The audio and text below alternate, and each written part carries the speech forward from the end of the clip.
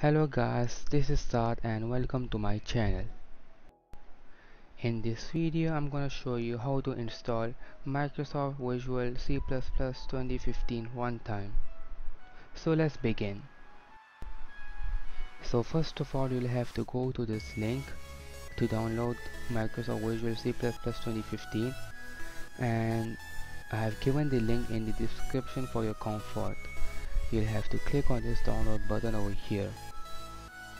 After clicking the download button, you'll have to select both of them and you'll have to download both of them, because if you don't select both you may encounter an error later, and this may ask some of the users for their operating system, which may be 64-bit or 32-bit.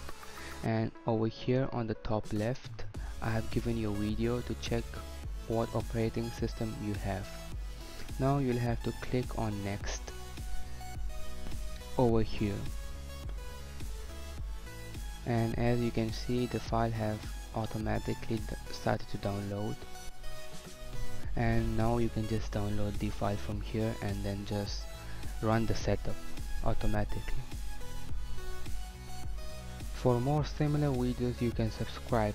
We'll meet in the next video. Till then, peace out.